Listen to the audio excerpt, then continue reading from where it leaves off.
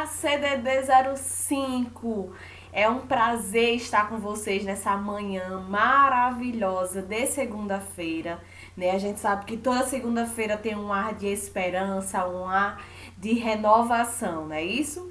Então, para mim, sempre é um prazer estar aqui com vocês. E ainda mais o quê? Trazendo conteúdos para acrescentar ainda mais aí na vivência de vocês como cuidador, né? Na bagagem de vocês aí nesse momento de conhecimento, né? Então, vamos lá, meu povo, vamos começar aqui as informações que eu tenho para trazer para vocês hoje. Nós iremos trabalhar o capítulo 13, a página 59 do material de vocês, certo? O livro, vocês já sabem que é o livro de Saúde e Seus Cuidados. Eu já estou com o meu aqui em mãos. Então, já peguem aí o material de vocês, abram na página 59, capítulo 13, e nós iremos falar sobre emergência no domicílio. Então, já vão aí abrindo o material de vocês. Vocês sabem que eu sempre solicito para que vocês façam uma leitura prévia do material antes, né? Da gente começar o nosso conteúdo para que tudo fique mais fácil de compreensão. Então, se você ainda não leu o material, pausa o vídeo agora mesmo, certo? E já faz aquela leitura para ir acompanhando de acordo com o que a gente vai falando aqui, ok? Eu sempre peço para vocês estarem com o material de vocês em mãos, porque tudo que eu vou falando aqui, nesse conteúdo online, eu tiro aqui do material de vocês, certo? Então, às vezes vocês querem se apegar tanto ao slide, só que sendo que tudo que eu tenho no slide eu tiro daqui, ok? Quando não tem, eu sempre digo, gente, escrevam aí, porque isso aqui é uma informação que talvez não tenha no material de vocês, ok? Então, revisando nosso conteúdo anterior, né, nós falamos sobre o quê? Sobre cuidar do doente no domicílio, não é isso? A gente viu a importância de cuidar, de como se comportar, né? Qual é o perfil do cuidador no domicílio, né? Na vivência aí, cuidando das pessoas, na residência das pessoas. Então a gente viu a importância da gente manter um perfil aí profissional, ético, moral, né? Ter vários cuidados aí e etc. Então, foi bem interessante o que a gente falou no conteúdo passado. Já nesse conteúdo de hoje, nós iremos aprender, certo? Como agir em situações de emergência, certo? Principalmente em casos de parada cardiorrespiratória. Então, nós iremos aprender aí a reanimação cardíaca. Então, a aula de hoje é muito conhecimento, então eu espero que vocês já estejam aí, 100% concentradas para absorver tudo que eu tenho para falar para vocês hoje, certo? Então, nós iremos aprender sobre como agir em um momento de emergência, em um momento de uma parada cardíaca. Então, vamos lá? Vamos começar nosso conteúdo de hoje? Bora! Gente, eu já começo o nosso conteúdo perguntando a vocês se vocês sabem, né, quais são os sinais de uma parada cardiorrespiratória. Como é que vocês conhecem, como é que vocês sabem que alguém está tendo uma parada cardíaca? Que o coraçãozinho daquela pessoa, ela parou de funcionar. Como é que a gente sabe? Ah, professora, talvez vocês estejam pensando assim, professora, eu sei que é uma parada quando o coração para. A pessoa tem o quê? Ainda tem pulso batendo, ainda tá respirando, saindo algum arzinho. O que é que vocês acham? Gente, a gente sabe que os sinais de uma parada cardíaca, eles são muito nítidos. Por quê? Se a gente pegar o nome cardiorrespiratória, né, a parada cardíaca, parada, diz o quê? Parou, né? Então, aquele ser humano, aquele indivíduo, ele parou. Então, os sinais são o quê? Para, stop de tudo, né? Tudo parou exatamente. Então, a gente não sente frequência cardíaca, frequência respiratória, a gente não observa movimento, a pessoa não responde a estímulo doloroso, a pessoa não tem nível de consciência, tem nada. Então, os sinais da parada cardiorrespiratória é exatamente essa. O indivíduo ele não responde a nenhum estímulo, seja ele doloroso, verbal, o qual for. O paciente ele vai estar por alguns segundos morto, sem ter nenhum tipo de estímulo, nenhum tipo de sinal de vida, certo? E aí nós iremos aprender aprender um pouco mais sobre isso. Antes da gente aprender sobre sinais vitais, que eu sei que vocês aprenderam lá em noções de enfermagem, mas nós iremos fazer uma revisão sobre sinais vitais, que é super importante a gente estar atentos aí, né? Eu quero passar para vocês os objetivos principais do atendimento do primeiros socorros, né? Quais são? O que é que a gente precisa visar no momento que uma pessoa está em emergência? Então, a primeira coisa que a gente pensa é: precisamos preservar a vida desse paciente, certo? Então, a gente já tem que estar ligado aí que a gente necessita preservar a vida do paciente.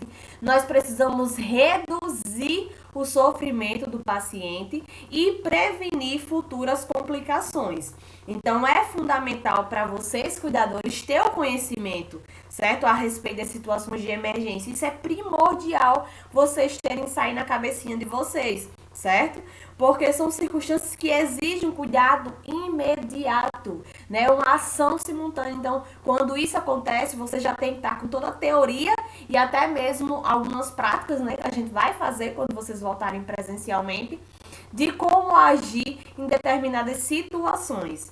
Então, vocês precisam ter as noções básicas de primeiros socorros para poder socorrer aquelas pessoas que estão em riscos de vida, certo?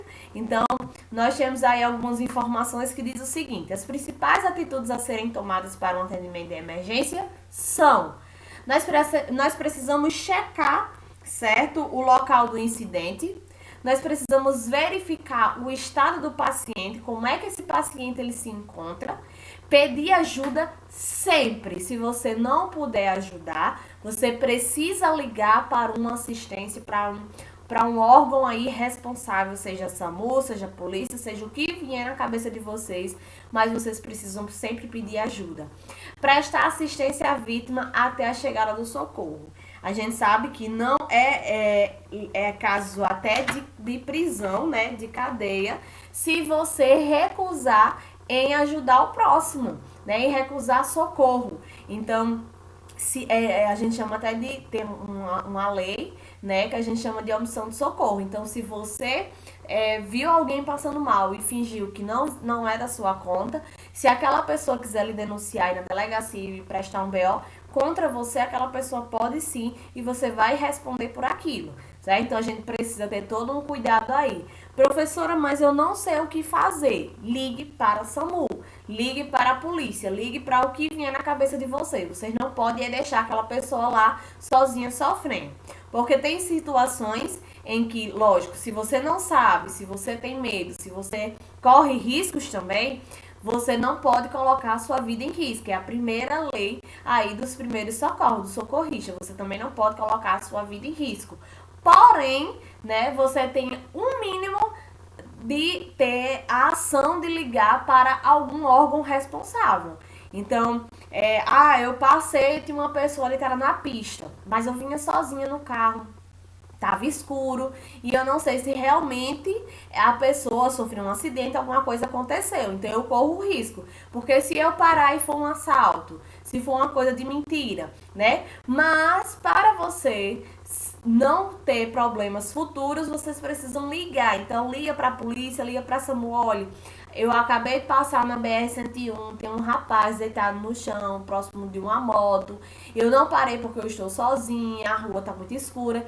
E aí você tá ligando para passar as informações, né? E aí a polícia ela tá registrando aquilo e vai averiguar se aquilo é verdade ou não, certo? Então, se aquela pessoa que está deitada lá gravou a sua placa e foi na delegacia denunciar porque você não parou para ajuda, você já está resguardado, porque vão puxar a sua ligação e vão ver que você ligou para a polícia para avisar que aquele paciente estava daquele jeito, certo? E aí nós temos aqui, minha gente, nós sabemos que vocês aprenderam sobre sinais vitais, viram que sinais vitais são os sinais que o corpo emite, mostrando que você está viva, né? É os sinais de vida, para a gente respirar, para o coração bater, para a nossa pressão aí dar algum parecer, são sinais que o meu corpo, ele está vivo, ele está aí ativo, né? Então, nós precisamos ter decorado os parâmetros dos sinais vitais. Vocês precisam saber quais são os parâmetros de normalidade. Como é que eu vou saber que uma pessoa está com febre se eu não sei o padrão normal? Como é que eu vou saber que uma pessoa está com taquicardia se eu não sei o parâmetro normal da frequência cardíaca? Então, é isso que vocês precisam ter na cabecinha de vocês, fixada bem certinho aí, para que vocês não venham agir por impulso sem saber. Ai, professor, eu achei que ele estava com a frequência cardíaca elevada. O achismo, ele foge um pouco do nosso serviço, né, da nossa atuação. Então, vocês precisam ter certeza. E fixar sempre esses parâmetros na cabecinha de vocês. Que são quais, professora? A gente sabe que os sinais vitais, os mais importantes são temperatura, frequência cardíaca, frequência respiratória e pressão arterial. Então, são esses 4 pontos aí que vocês precisam estar fixozinho na cabecinha de vocês, certo? Então, a temperatura, o parâmetro normal do corpo humano é de 36,5 graus, certo? Temperatura normal. Se passar de 37, a gente já considera um estado febril.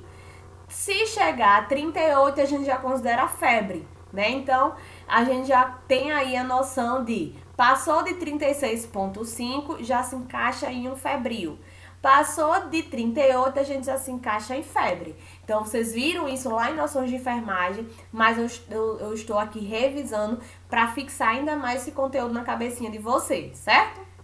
Frequência cardíaca, que é a pulsação, né? A frequência cardíaca em criança sempre é mais elevada do que em adultos, certo? Então, recém-nascido, a frequência cardíaca dela é em torno de 100 a 120 batimentos por minuto. Se você observar o abdômen de uma criancinha, né, de um recém-nascido, ele salta bastante, ele pulsa muito, né? Porque ele tem essa alta frequência aí. Já o adulto, a frequência cardíaca ideal para um adulto é de 60 a 100 batimentos por minuto, ou 110, certo? Algumas literaturas trazem a informação que é de 100 e algumas outras dizem que é de 110. Porém, a gente tem que se atentar que o normal é de 60 a 100. Se for menos de 60, a pessoa pode estar com batimento diminuído, né? E se tiver a mais de 100, o batimento ele está aumentado, né? Então, a gente precisa estar aí prestando atenção nesses pequenos detalhes. E a frequência respiratória ou a respiração. A frequência respiratória de uma criança, de um recém-nascido, é de 40 a 45 RPM, respirações por minuto, né? Inspirações por minuto. Já a frequência cardíaca, que eu esqueci de comentar com vocês, que temos aqui, ó, é o BPM, batimentos por minuto. E aqui é IRPM, porque inspirações por minuto, certo? E aí de criança é de 40 a 45, então a criança ela respira bem mais rápido do que o adulto. Já o adulto é de 16 a 20 IRPM, certo? Então o adulto ele já faz um ciclo de respiração mais devagar do que uma criança. Então, de 16 a 20 respirações por minuto. Em um minuto, a pessoa tem que respirar entre 16 a 20. Se ele está respirando 10, se ele está respirando 8 vezes por minuto, ele está em sofrência respiratória. E se ele estiver respirando a mais do que isso, também. Então, a gente precisa estar bem atento aí, certo? E a pressão arterial para uma pessoa saudável é de 120 a 80, que é o quê? O 12 por 8. Mas se a pessoa ela é hipertensa, já tem um quadro aí de pressão alta, e o normal dessa pessoa pode ser considerado 140 por 90, que é o quê? 14 por 9. Mas é uma pessoa que já é hipertensa. Uma pessoa saudável, a média é de 12 por 8, que é 120 por 80, certo? E aí, onde é que a gente verifica essas pulsações, a frequência cardíaca, né? A gente verifica em vários locais. Porém, na reanimação cardíaca, a gente sempre vai procurar verificar no local mais próximo do coração, que é aonde? Na nossa artéria carótida, que é aqui próximo do meu pescoço, certo? É aqui na região do meu pescoço. Então, é justamente nessa imagem aqui que vocês podem ver.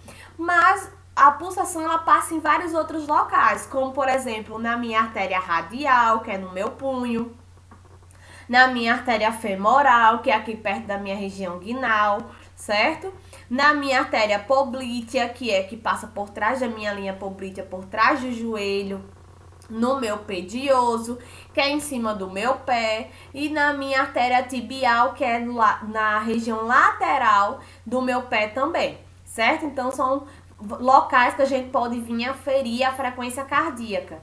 Porém, a pulsação, né? Porém, a gente, no momento de uma parada cardíaca, sempre vai escolher verificar próximo do coração. Onde é que fica o coração? Aqui. Qual é a mais próxima? A carótida, certo? Próximo aí do pescoço. E a pressão arterial, professor, onde é que eu verifico? Eu posso verificar a pressão arterial no braço, na perna e na coxa, certo? Porém, no momento de reanimação cardíaca, a gente não tem tempo de verificar pressão arterial, certo? Aqui é só informação para vocês. E aí, os principais sintomas que exigem o atendimento de emergência são, né? A parada cardiorrespiratória não tem como esperar, tem que prestar uma assistência rápida, né? A convulsão, o desmaio, o engasgo, os acidentes com animais peçonhentos, as quedas, os vômitos e diarreia. São as situações que não tem como esperar, né? Uma pessoa que está convulsionando, eu não posso esperar que eu leve ainda para o hospital para prestar uma assistência. Se você souber como prestar essa assistência, você tem que fazer o quanto antes. É tanto que quando você liga para a SAMU, o que é que a SAMU faz? Lhe ensina pelo telefone. Ó, coloque sua mão em tal canto, faça de tal jeito, até a assistência chegar, né? Então, a gente precisa ter esse conhecimento para a gente dar essa assistência até ou chegar até o hospital ou a SAMU chegar até vocês, certo? E aí nós temos aqui algumas informações da parada cardiorrespiratória, né? E eu quero que vocês entendam que a parada cardiorrespiratória, ela é uma interrupção da circulação sanguínea decorrente à suspensão súbita, certo? E inesperada dos batimentos cardíacos. A parada cardiorrespiratória, né, a pessoa que está tendo a parada, ela perde a consciência em cerca de 5 até 15 segundos em razão da parada da circulação aí, certo? Sanguínea cerebral. Então, a pessoa que tem a parada cardiorrespiratória, ela perde essa nutrição de sangue na região cerebral. Por quê? Quem é que manda o sangue para todo o corpo? É o nosso coração. O coração, ele é a bomba que está trabalhando para mandar aí o sangue para todo o corpo. Se essa bomba, ela para, como é que vai funcionar a nutrição de vocês, né? Como é que vai funcionar a circulação sanguínea? Não tem como funcionar. Para, né? Para total. Então, por isso que a gente precisa fazer o quê? A massagem cardíaca, para estimular essa circulação, para que esse sangue ele não fique parado e sim venha nutrir as células, mesmo que não seja um ato voluntário, mesmo que o indivíduo ele não esteja fazendo por esforço dele mesmo, e sim por de outra pessoa. Mas a gente não pode parar de nutrir essas células, certo? Então, é sempre importante a gente se atentar a fazer o quê? A massagem cardíaca, que eu irei ensinar para vocês a partir de agora, certo? E a massagem cardíaca, professora, como é que faz? Gente, a massagem cardíaca, ela é dessa forma. A gente precisa colocar o indivíduo no solo, certo? Com a barriga para cima. Professora, e na cama pode ser feito? Não, de preferência não. A não ser que o paciente ele já tenha aquela cama hospitalar, porque a cama hospitalar ela é bem rígida e aí não vai atrapalhar no momento da massagem cardíaca. Mas o ideal seria o quê? Colocar no chão, certo? Vocês podem pegar pelo lençol e colocar o indivíduo no chão, se ele estiver dormindo, se ele estiver deitado numa cama normal.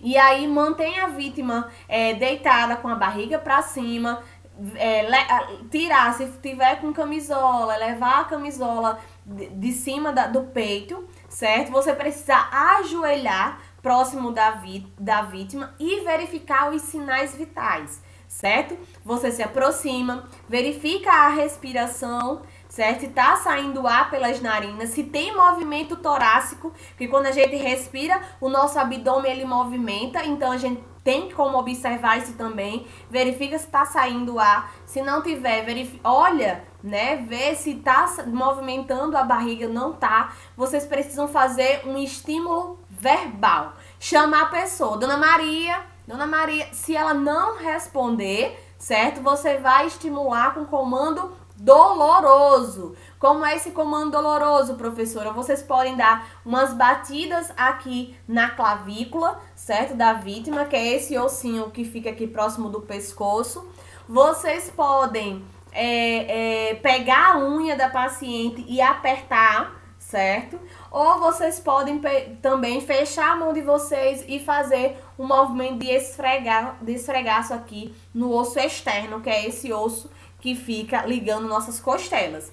Então, são alguns pontos que a gente precisa fazer aí para estimular a dor do paciente para que ele venha a ter alguma reação. Chamou, fez o comando verbal, o paciente não respondeu. Verificou, gente, isso é rápido, viu? Isso é questão de segundos. Verificou a respiração, não tá respirando. Fez o estímulo doloroso, não, verificou a pulsação aqui no pescoço, não tem pulsação. Nem, às vezes a pessoa quer até conferir mais, né? Aí verifica aqui no punho, também não teve. Não responde, não tem ventilação, respiração, não tem pulsação e não responde a estímulo doloroso. O paciente, ele tá em parada cardíaca. E esse paciente, ele precisa de uma massagem urgente. Então, a massagem, vamos lá, né? Como é que a gente faz essa massagem? Coloca o paciente no chão, ajoelha, com os braços esticados, igual tá essa imagem aqui, certo? A gente vai colocar... tem o osso externo que liga as nossas costelas. A gente vai colocar acima de 2 dedinhos após a ligação das costelas na parte superior, certo? Na parte inferior. E aí a gente coloca as nossas mãos, entrelaça nossos dedos. Eu vou disponibilizar para vocês um vídeo mostrando como é que faz essa reanimação cardíaca, mas também eu irei ensinar na nossa prática, certo? Quando vocês voltarem presencialmente, nós iremos utilizar Bob e aí a gente vai fazer essa massagem cardíaca. Não se preocupem, certo? E aí posiciona do lado do paciente e a gente vai fazer 30 compressões no peito do paciente. Então a gente vai comprimir esse tórax por 30 vezes. Então vai primeira, segunda, terceira, até chegar a 30 vezes. A gente tem que afundar o tórax do paciente em torno de 5 centímetros de profundidade, certo? Faz essas 30 compressões. Professor, e a respiração boca a boca?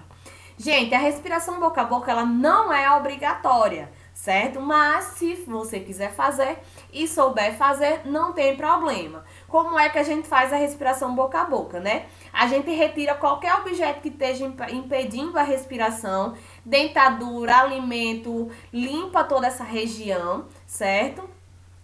Coloca a mão na testa, igual que essa figura mostra aqui, ó. Coloca a mão na testa, faz uma elevação do queixo para fazer a liberação das vias aéreas superiores.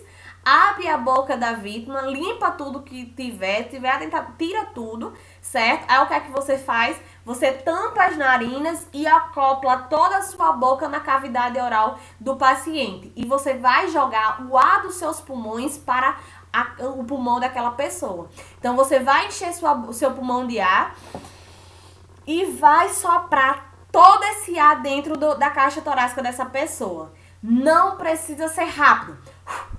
Não, certo? Você enche o seu peito, solta todo o ar. Você enche o peito novamente e solta todo o ar. Você precisa ofertar 2 respirações para cada 30 compressão. Então, você faz 30 compressão torácica e 2 respiração. Professora, é obrigatório fazer a respiração boca a boca? Não, certo? Por quê? Porque corre risco de contaminação. Se o paciente tiver alguma doença que possa ser contagiosa, ao momento que você fizer a respiração, você pode estar adquirindo aí. Então, você não precisa. Mas, se você quiser, é um familiar meu, é um filho, você sabe quem é aquela pessoa, sabe que aquela pessoa não tem nenhuma patologia que pode ser contagiosa, pode fazer tranquilamente, sem problema nenhum, ok? E aí, sobre a atividade, né? Gente, eu vou fazer só um resumo aqui para ficar melhor na cabecinha de vocês. A parada cardíaca, ela é uma parada súbita, né? A pessoa para, real e oficial. Não tem frequência cardíaca, não tem frequência respiratória e não responde a estímulo doloroso. Aí a gente pode sim iniciar a massagem cardíaca, que são o quê? 30 compressões aí abdominais, né, torácica aqui, perdão, não é abdominais, é contrações na região do nosso tórax, né, a gente faz as compressões, 30 compressões para 2 respirações, que é a ventilação aí, a respiração boca a boca. Existem pacientes que já tem um ambu. O ambu é um aparelho que a gente coloca na região, que ele vem com a máscara, que a gente coloca na região do nariz e da boca e aperta como se for. Ele vem com um balão que a gente aperta. Então a gente aperta 2 vezes, da mesma forma como se fosse da respiração, certo? Boca a boca. Não é obrigatório fazer a respiração boca a boca, mas se for necessário e você quiser, pode fazer. O importante é não deixar de fazer as compressões, que são 30 compressões. E se for fazer a respiração, é 2 ventilações, certo? Vão comentar lá no grupo qualquer dúvida que vocês tiverem, você sabe que eu estou disponível para isso. Eu vou colocar lá no grupo vídeos para vocês visualizarem melhor como é essa reanimação cardíaca. E lembrando que nós iremos fazer essa prática, se Deus quiser, quando voltarmos presencialmente.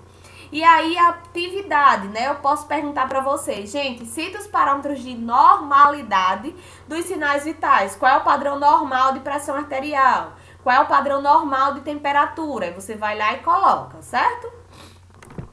Nosso próximo conteúdo, nós iremos falar sobre emergência no domicílio, sobre convulsão, desmaio e engasgo. Como é que a gente pode aí ajudar as pessoas que estão nesse momento aí, ok? Nesse momento de emergência. E aí eu deixo a nossa frase de hoje, que diz o seguinte: não existe falta de tempo, existe falta de interesse, porque quando a gente quer mesmo, a madrugada vira dia, quarta-feira vira sábado e o momento vira oportunidade.